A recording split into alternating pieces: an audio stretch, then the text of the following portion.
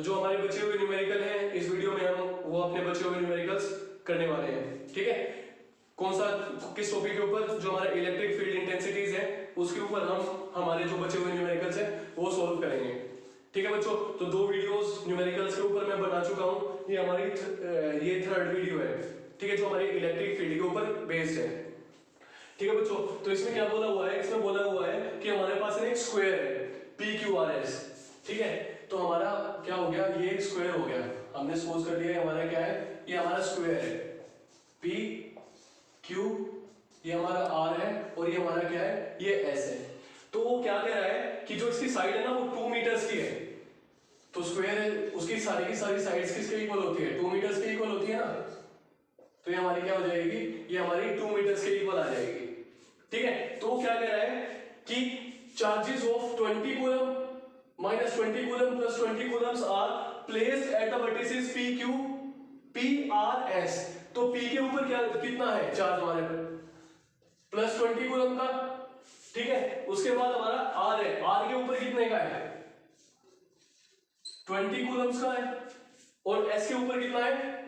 यहां पे plus 20 Coulomb's का है। 20 कूलम्स का चार्ज रखा हुआ है। ठीक है ना, तो वो क्या कह रहा है कि what will be the net force experienced by the 1 coulomb charge that is placed Q। तो Q के ऊपर कितना रखा हुआ है? यहाँ पे +1 जो कूलम है ना, +1 कूलम का चार्ज यहाँ पे रखा हुआ है। तो इसने जो स्टेटमेंट है, स्टेटमेंट में क्या पूछा है? इसने स्टेटमेंट में पूछा है कि जो टोटल चार्ज है ना, ये जो हमारा पॉइंट है, ये कितना टोटल चार्ज एक्सपीरियंस करेगा? किसकी वजह से करेगा? इसकी वजह से, इसकी वजह से और इसकी वजह से। ठीक है बच्चों, तो हमें ये चीज कैलकुलेट करनी है। क्योंकि ये स्क्वायर है तो इसकी सारी की सारी जो साइड्स होंगी वो किसके इक्वल होगी? वो सेम होंगी। ठीक है, और क्योंकि ये स्क्वायर है तो हर एक जो एंगल होगा ना वो कितने का होगा? वो 90 डिग्री का होगा। तो अब जो P है हमने सपोज कर लिया हमारा फर्स्ट पॉइंट है, इसकी वजह से कितना फोर्स एक्सपीरियंस करेगा और किस डायरेक्शन में करेगा?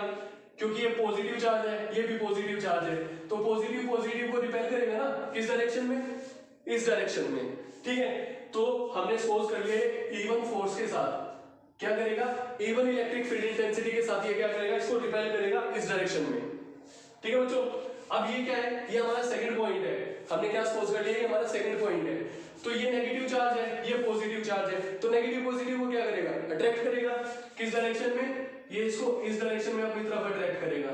तो हमने सपोज कर लिया ये E2 इंटेंसिटी के साथ ये क्या करेगा? इसको अपनी तरफ अट्रैक्ट करेगा।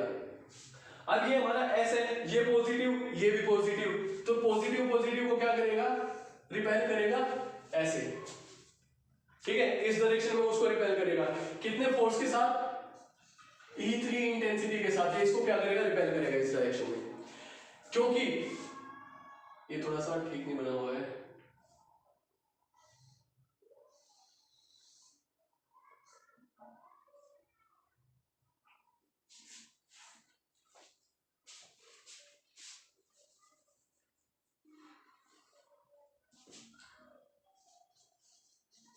ठीक है बच्चों, अब एक चीज देखो, मैंने क्या बोला था आपको कि हर एक जो एंगल है इसका 90 डिग्री का है। तो ये क्या है? इसका एंगल बाइसेक्टर है ना, तो ये यहाँ पे कितने का बनेगा? यहाँ पे 45 का बनेगा और यहाँ पे भी कितने का बनेगा? 45 का बनेगा। क्योंकि ये वर्टिकली अपोजिट है तो ये एंगल कितने का होगा? ये हमारा 45 का हो जाएगा। ठीक है बच्चों, और ये क्या है? एक दूसरे के परपेंडिकुलर है। ठीक है ना, तो ये आपस में कितने डिग्री का एंगल बनाएंगे? 90 डिग्री का एंगल बनाएंगे। ठीक है, तो ये जो क्वेश्चन है ना, इसको सॉल्व करने के हमारे पास है ना कई सारे मेथड है। तो जो हमारा फर्स्ट मेथड है उसमें हम क्या करेंगे? सबसे पहले E1, E2 और E3 की वैल्यू को निकाल लेंगे। ठीक है बच्चों, हम क्या करेंगे? E1, E2 और E3 की वैल्यू निकाल लेंगे। तो फिर उसके बाद हम क्या करेंगे? E3 और E2 का रिजल्टेंट वेक्टर निकालेंगे जो एक्ट करेगा इसी डायरेक्शन में, E1 की डायरेक्शन में। ठीक है, कौन सी थ्योरम का यूज करके? जो हमारी ट्रायंगुलर, जो हमारा पैरेललोग्राम लो है ना, उसका यूज करके हम क्या निकाल लेंगे? रिजल्टेंट की वैल्यू निकाल लेंगे। और जो हमारा रिजल्टेंट एक्ट करेगा वो किस डायरेक्शन में एक्ट करेगा? वो E1 की डायरेक्शन में एक्ट करेगा। तो जो हमारा नेट फोर्स आएगा ना, नेट रिजल्टेंट फोर्स आएगा, वो किस डायरेक्शन में एक्ट करेगा? वो E1 की डायरेक्शन में एक्ट करेगा। ठीक है, तो हम क्या करेंगे? दोनों को ऐड कर देंगे। तो यहां से हमारा क्या आ जाएगा? यहां से हमारा जो टोटल फोर्स, ये हमारा C, जो हमारा Q पॉइंट है ना, जो है एक्सपीरियंस करेगा वो उसके इक्वल आ जाएगा। ठीक है, एक तो मेथड ये है। दूसरा मेथड क्या है, हम क्या करेंगे, हम इसको रिजोल्व कर देंगे। ठीक है बच्चों, हम क्या करेंगे, हम जो हमारा E3 है ना इसको रिजोल्व कर देंगे। ठीक है, तो जैसे हम मैं इसको इस साइड में रिजोल्व करूंगा तो ये क्या बनाएगा, E3 cos थीटा बनाएगा। तो E3 cos थीटा की और E1 की वैल्यू क्या है, सेम है ना, क्या है, इन दोनों की वैल्यू सेम है हमारी। ठीक है, तो यहां से हमारे जितने भी हमारे हॉरिजॉन्टल कंपोनेंट है 11th क्लास में आपने पढ़ा होगा कि हम जो हमारे जो फोर्सेस होते हैं उसको हम रिजोल्व कैसे करते हैं। अगर हमारे पास मल्टीपल फोर्सेस होते हैं ना, हम इसको रिजोल्व करके टोटल हॉरिजॉन्टल कंपोनेंट ऐड कर लेते हैं, टोटल वर्टिकल कंपोनेंट्स ऐड कर लेते हैं। तो वहां से हम क्या निकालते हैं, वहां से हम रिजल्टेंट कंपोनेंट रिजल्टेंट निकालते हैं। तो जो हमारा रिजल्टेंट होता है वो किसके इक्वल होता है, वर्टिकल का स्क्वायर, जितने भी हमारे वर्टिकल कंपोनेंट का स्क्वायर है प्लस हॉरिजॉन्टल का स्क्वायर। तो वहां से हमारे पास क्या आ जाएगा, हमारा रिजल्टेंट आ जाएगा। ठीक है, तो हमारे पास ये दो मेथड्स हैं। तो हम क्या करेंगे, जो हमारे न्यूमेरिकल है ना, हम अपने दोनों ही मेथड्स के साथ क्या करेंगे, सोल्व करेंगे। ठीक है बच्चों, तो क्या होगा, अब हमें ना E3 को रिजोल्व कर देंगे। तो जैसे हम इसको रिजोल्व करेंगे तो इस डायरेक्शन में क्या बनाएगा, ये E3 cos 45। ठीक है, और जब हम इसको इस साइड में रिजोल्व करेंगे तो ये क्या बनाएगा, ये बनाएगा E3 sin 45। ठीक है बच्चों, अब ध्यान से देखो कि जो हमारा E3 sin 45 है और E2 है वो वर्टिकली अपोजिट है। ठीक है, और E3 cos 45 और E1 है वो दोनों एक ही डायरेक्शन में है। तो सबसे पहले हमें क्या करना होगा, सबसे पहले ना हमें E1, E2 और E3 की वैल्यू कैलकुलेट करनी होगी। ठीक है, तो E1 जो फोर्स है, इलेक्ट्रिक फील्ड इंटेंसिटी है, वो किसके इक्वल हो जाएगी, किसके इक्वल होती है, K Q by R square ना। ठीक है, K की वैल्यू कितनी होती है, 9 × 10⁹ into Q। अब एक चीज देखो, जो हमारा जो E1 है वो किसकी वजह से एक्ट करेगा, इस चार्ज की वजह से। तो जो हमारी इलेक्ट्रिक फील्ड जो प्रोड्यूस हुई है, इंटेंसिटी प्रोड्यूस हुई है, वो किसकी वजह से हुई है, 20 कूलम चार्ज की वजह से हुई है। तो ये कितना हो जाएगा, 9 × 10⁹ into चार्ज कितना हो जाएगा अपना 20 अपॉन डिस्टेंस, इसके और इसके बीच की डिस्टेंस। तो इसके और इसके बीच की डिस्टेंस कितनी है हमारी, 2 है ना, तो ये कितना हो जाएगा, 2 का स्क्वायर हो जाएगा। तो ये कितना आ जाएगा, 4 आ जाएगा। ठीक है, अब हमें क्या निकालना है, E1 की वैल्यू हमने निकाल दी है। तो ये कितना हो जाएगा, 4 5 जा 20, तो कितना आ गया 45 × 10⁹ न्यूटन पर कूलम के इक्वल आ गया। ठीक है, अब हम E2 की वैल्यू निकाल लेंगे। तो E2 किसके इक्वल होगा, K की वैल्यू कितनी है, 9 × 10⁹ इनटू जो हमारा E2 लगा हुआ जो इलेक्ट्रिक फील्ड इंटेंसिटी E2 है वो किसकी वजह से हुई है, वो -20 कूलम चार्ज की वजह से हुई है। तो मैं क्या करूंगा, चार्ज को यहाँ पे मल्टीप्लाई कर दूंगा, डिवाइडेड बाय इस चार्ज के और इस चार्ज के बीच की डिस्टेंस वो कितनी है, 2 मीटर्स। तो 2 का स्क्वायर किसके इक्वल हो जाएगा, 4। तो इससे कैंसिल आउट हो गया, कितना आ जाएगा 45 × 10⁹ न्यूटन पर कूलम्स के इक्वल आ जाएगा। ठीक है बच्चों, अब हम क्या निकालेंगे, अब हम E3 की वैल्यू निकाल लेंगे। ठीक है, अब E3 निकालने के लिए हमें क्या चाहिए कि डिस्टेंस चाहिए, यहां से लेके यहां तक की डिस्टेंस। ठीक है, कैसे निकालेंगे, चलो देखते हैं। ये हमारा डायग्राम कुछ इस टाइप का दिखाई दे रहा है। ये हमारा S पॉइंट है, ये हमारा Q पॉइंट है और ये हमारा R पॉइंट है। ये कितना है, 2 मीटर है। ये भी कितना है, ये भी हमारा 2 मीटर का है। तो ये क्या हो गया, हाइपोटेन्यूज हो गया ना। तो हाइपोटेन्यूज किसके इक्वल होता है, 2 का स्क्वायर 4, 2 का स्क्वायर 4 और इसका रूट 4 + 4 किसके इक्वल हो जाएगा, 8 ना। तो 8 को हम कैसे लिख सकते हैं, 2 × 4 ना। तो ये कितना आ जाएगा, 2√2 आ जाएगा। ठीक है, हाइपोटेन्यूज की वैल्यू कितनी आ जाएगी, 2√2 आ जाएगी। तो निकालो E3 की वैल्यू। तो जो हमारा इलेक्ट्रिक फील्ड इंटेंसिटी जो हमारा E3 है वो किसकी वजह से है, वो हमारा +20 कूलम चार्ज की वजह से है। तो इसकी वैल्यू किसके इक्वल आ जाएगी, 9 × 10⁹ इनटू चार्ज की वैल्यू कितनी है, 20 डिवाइडेड बाय इसके और इसके बीच की डिस्टेंस का स्क्वायर। तो कितना है, 2√2 है ना। तो क्या हो जाएगा, 2√2 का स्क्वायर कितना हो जाएगा, 2 × 2 = 4, 4 × 2 8 आ जाएगा। ये हमारा 8 आ जाएगा। ठीक है, तो ये कितना आ जाएगा, 8 आ जाएगा। तो ये कितना आ जाएगा, 4 × 2 = 4 5 जा, तो ये कितना आ जाएगा, ये आ जाएगा 45/2 × 10⁹ न्यूटन पर कूलम आ जाएगा। ठीक है बच्चों, अब हम क्या निकालेंगे, अब हम एक चीज देखो, E3 sin 45 ये किसके इक्वल है, ये E2 के इक्वल है ना, ठीक है। तो इसका मतलब ये क्या हुआ हमारा, E2 किसके इक्वल है, E2 is equal to E3 sin 45। तो हम क्या करेंगे, इसको इस साइड में ले आएंगे। तो जैसे हम इसको इस साइड में लेके आएंगे तो हमारे पास क्या आ जाएगा, E2 माइनस E3 sin 45। तो बच्चों ये हमारा क्या आ जाएगा, ये हमारा वर्टिकल कंपोनेंट आ जाएगा, ये हमारा क्या आ जाएगा, ये हमारे टोटल वर्टिकल कंपोनेंट आ जाएंगे, ठीक है। तो इसको हम एच वाई के साथ रिप्रेजेंट करेंगे। तो एच वाई हमारा क्या है, ये हमारा वर्टिकल कंपोनेंट आ जाएगा। तो हम क्या करेंगे, E2 की वैल्यू और E3 की वैल्यू हम यहाँ पे पुट कर देंगे।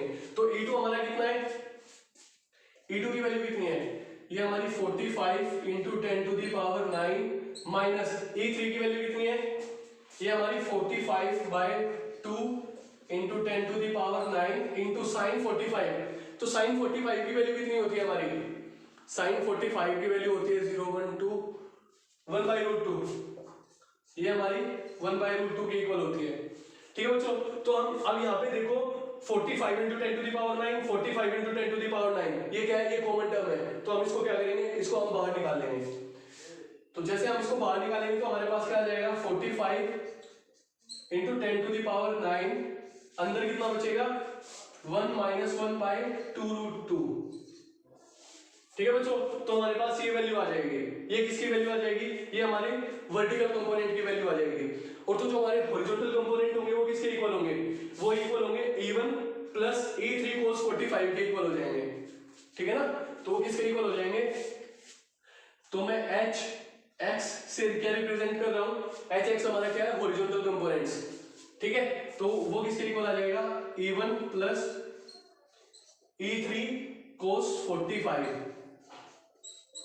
ठीक है बच्चों। तो E1 की वैल्यू कितनी है, सेम है 45 into 10 to the power 9 plus E3 की वैल्यू कितनी है, E3 है हमारा 45 by 2 into 10 to the power 9 into cos 45 किसके इक्वल है, cos 45 की वैल्यू है हमारी 1/√2, ठीक है बच्चों। तो यहां से अगेन हमारा 45 इंटू 10 टू दी पावर 9 है, वो क्या है, कॉमन टर्म है ना। तो हम क्या कर लेंगे, इसको कॉमन ले लेंगे। तो जैसे हम इसको कॉमन लेंगे तो हमारे पास क्या आ जाएगा, 45 into 10 to the power 9 into 1 plus 1/2√2 आ जाएगा, ठीक है बच्चों। तो ये निकल गया हमारा। अब हमें क्या चाहिए, अब हमें रिजल्टेंट चाहिए, ठीक है ना। रिजल्टेंट मतलब ये जितने भी इलेक्ट्रिक फील्ड इंटेंसिटीज है ना जो एक्ट करेंगी इस पॉइंट के ऊपर, उसका टोटल वैल्यू आ जाएगी कि टोटल कितना फोर्स ये एक्सपीरियंस करेगा इन इंटेंसिटीज की वजह से, ठीक है ना। तो वो वैल्यू निकल के आ जाएगी। तो जो हमारा R होता है वो किसके इक्वल होता है, that is equal to HY square plus HX square, ठीक है बच्चों। तो हमारी HY की वैल्यू कितनी है, 45 into 10 to the power 9, 45 into 10 to the power 9 square into 1 minus 1/2√2 इसका स्क्वायर प्लस HX की वैल्यू कितनी है, 45 इंटू 10 टू दी पावर 9 इसका स्क्वायर इंटू 1 प्लस 1/2√2 इसका स्क्वायर, और पूरे का क्या हो जाएगा, रूट हो जाएगा, ठीक है बच्चों। अब ध्यान से देखो 45 into 10 to the power 9, 45 into 10 to the power 9 and it's whole square, ये क्या है, ये कॉमन है ना। तो जब हम इसको रूट से बाहर निकालेंगे तो हमारे पास क्या आ जाएगा बच्चों, हमारे पास है ना स्पेस की थोड़ी सी कमी हो गई है। तो मैं ना जो हमारी स्टेटमेंट है उस स्टेटमेंट को रब करने वाला हूँ, ठीक है। और जो हमारा ये वाला पोर्शन है ना इसको मैं रब करने वाला हूँ। अगर आपको इसको नोट करना है तो प्लीज वीडियो को बैक करके पॉज करके इसको आप नोट कर सकते हैं।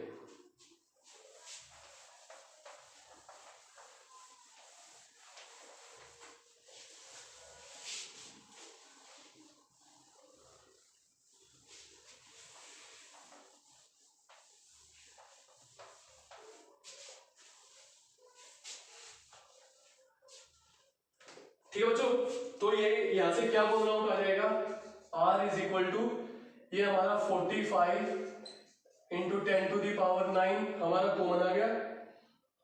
रूट के अंदर कितना बचेगा, इसके अंदर बचेगा हमारा 1 माइनस 1/2√2 इसका स्क्वायर है प्लस 1/2√2 इसका स्क्वायर है। ठीक है बच्चों, तो हमारे पास ये आ जाएगा। ठीक है, तो जब हम इसको सोल्व करेंगे ना, तो अब यहाँ पे देखो ध्यान से, ये हमारा 1 माइनस 1/2 रूट है, ये 1 प्लस 1/2 रूट है। ठीक है ना, a square minus b square का फॉर्मूला बनेगा यहाँ से, तो ये किसका फॉर्मूला बनेगा 45 into 10⁹ root of a square, ये हमारा a है, ये हमारा b है, तो ये कितना हो जाएगा a square minus b square और इसका होल स्क्वायर का फॉर्मूला आ जाएगा। ठीक है, तो ये कितना आ जाएगा 1 माइनस 1/2, ये कितना आ जाएगा, या एक काम करो इसको ना डायरेक्टली सोल्व कर लो। ठीक है ना, इसको हम क्या करेंगे, इसको हम डायरेक्टली सोल्व कर लेंगे a प्लस बी के होल स्क्वायर के साथ। ठीक है बच्चों, तो जैसे हम इसको सोल्व करेंगे ना, तो हमारे पास क्या आ जाएगा, हमारे पास है ना इसकी वैल्यू 1.5 आ जाएगी। कितना आ जाएगा 1.5 आ जाएगा। ठीक है, तो जैसे हम इसको सोल्व करेंगे तो हमारे पास क्या आ जाएगी, इसकी वैल्यू 1.5 आ जाएगी। तो जैसे हम इसको इसके साथ मल्टीप्लाई करेंगे तो हमारे पास क्या आ जाएगा, तो बच्चों हमारे पास आ जाएगा, ये आ जाएगी हमारे पास वैल्यू 67.5 इंटू 10⁹ 67.5 इंटू 10⁹ ठीक है, न्यूटन पर कूलम के इक्वल आ जाएगा। ठीक है बच्चों, तो हमारे पास ये वैल्यू आ जाएगी। अगर हमें एंगल फाइंड आउट करना है तो हम जो हमारा tan थीटा होता है वो किसके इक्वल होता है, वो इक्वल होता है horizontal component upon vertical component. तो हॉरिजॉन्टल कंपोनेंट हमारा कितना है hx की वैल्यू हमारी ये आई है, कितनी है, सॉरी hy की वैल्यू हमारी आई है 45 into 10⁹ into 1 minus 1/2√2 divided by 45 into 10⁹ into 1 plus 1/2√2। ठीक है, इससे ये कैंसिल आउट हो जाएगा। ठीक है ना, तो हमारे पास यहाँ पे है ना जो थीटा आ जाएगा वो कितना आ जाएगा tan इनवर्स 1 माइनस 1/2√2 1 प्लस 1/2√2। ठीक है बच्चों, तो जैसे हम इसको सोल्व करेंगे तो हमारे पास क्या आ जाएगा, हमारे पास थीटा की वैल्यू आ जाएगी। ठीक है, और जब हम इसको सोल्व करेंगे तो हमारे पास कितना आ जाएगा, theta will be equal to tan inverse 0.48। Okay, तो ऐसे हम इसकी वैल्यू निकाल सकते हैं। ठीक है बच्चों, तो ये तो हमारे पास क्या था, ये हमारा फर्स्ट मेथड था। ठीक है, और हमारा इसको सोल्व करने का जो हमारा सेकंड मेथड है वो क्या है, अब हम उसके साथ डील करेंगे। ठीक है, तो देखते हैं हम इसको कैसे कर पाएंगे, कैसे करते हैं।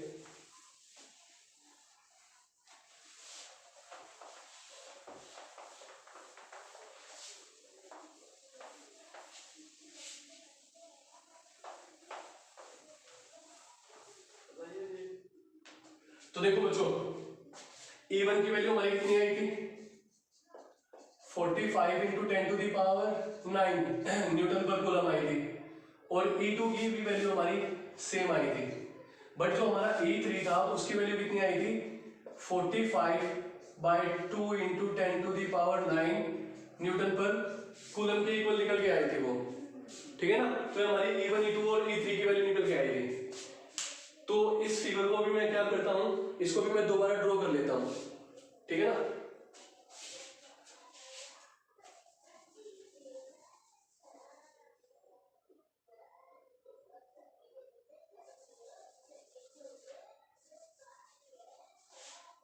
अब एक चीज देखो बच्चों, जो हमारा E3 है और E2 है, अगर मैं इसका रिजल्टेंट निकालता हूं तो उसकी डायरेक्शन क्या होगी, उसकी डायरेक्शन सेम होगी ना, जो डायरेक्शन हमारी E1 की है।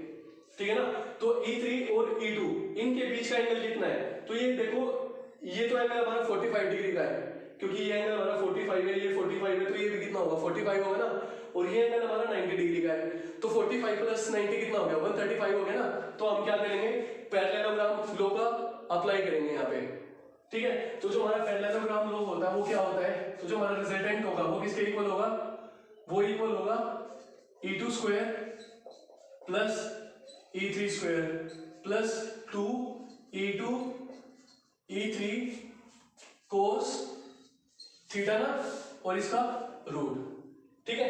अब यहाँ पे जो हमारा e2 है ना, e2 की वैल्यू कितनी है, यहाँ पे हमारी e2 की वैल्यू है 45 इंटू 10 टू दी पावर 9, इसका स्क्वायर प्लस इसकी वैल्यू कितनी है 45 by 2 into 10 to the power 9, इसका square plus 2 into 45 into 10 to the power 9।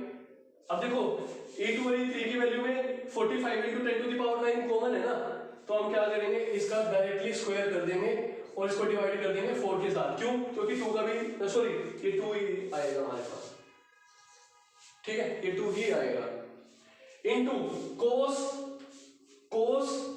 135, तो ये कितना हो जाएगा हमारा कोस 45 आ जाएगा, मतलब जो इसकी वैल्यू आएगी ना सेकंड क्वाड्रेंट में। और हमें पता है कि जो हमारा सेकंड क्वाड्रेंट होता है ना, सेकंड क्वाड्रेंट में हमारा कोस थीटा नेगेटिव होता है, तो ये क्या आ जाएगा, ये इसकी नेगेटिव वैल्यू आ जाएगी, ठीक है। और जो कोस 135 होता है वो किसके इक्वल होता है, कोस 45 की वैल्यू के इक्वल होता है, और हमने कोस 45 की वैल्यू बताया कि वो किसके इक्वल होती है, वो √2 के इक्वल होती है, ठीक है। तो यहाँ से 2 से 2 कैंसिल आउट हो जाएगा, और ये क्या है इसका रूट।